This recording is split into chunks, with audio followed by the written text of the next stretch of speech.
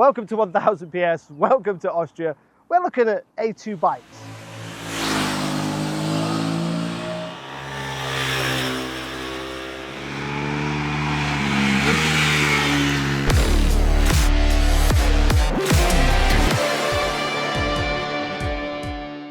In a previous video, we did the Royal Enfield Guerrilla 450 against the new tracker from Triumph, the 400.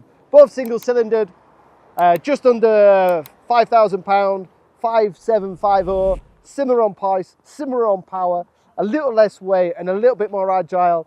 And I personally preferred the Triumph over the Royal Enfield because I want something sporty and a little bit more agile. However, the Royal Enfield is mega comfy.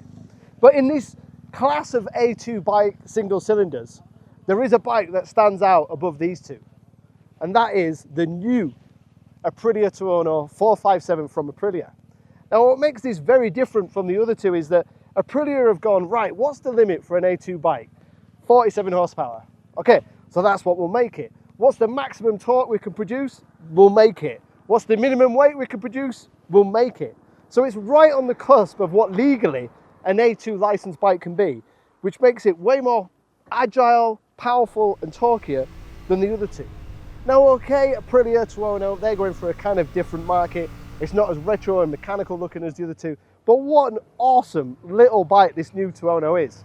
I've ridden the RS457, which I thought, in my mind, was arguably the best A2 sports bike you can get. And I think Aprilia with the Tuono have done that with this. I can't think of a better A2 naked bike if you want the ultimate kind of street sports bike in this A2 class. In terms of price, it's coming in at 6175, which is only a few hundred more than the Triumph and around £1,000 more than the Royal Enfield. Those peak torque figures of 32 foot-pounds and 47 bhp put it right on the limit of what is available. But it's also usable, it's rideable, it's agile and it's fun.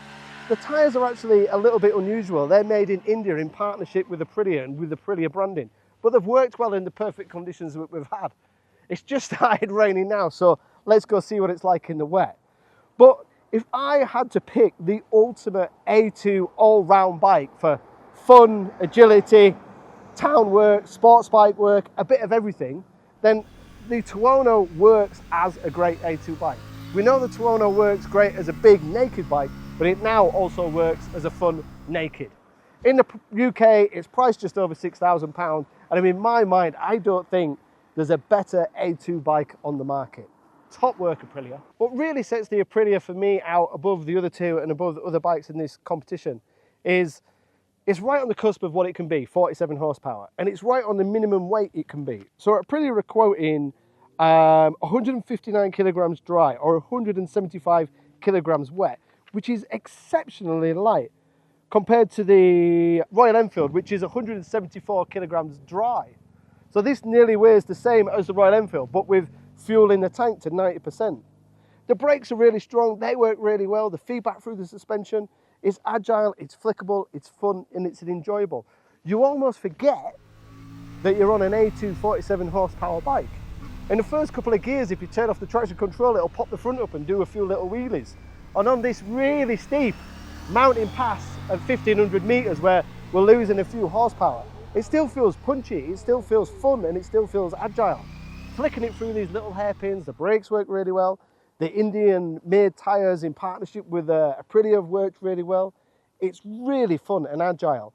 And that ability to be lightweight, fun, and easy to ride that works here in these mountain passes in Austria will also work on the North Circular in London or in the streets of Manchester, Leeds and York. If it works here, it'll work there.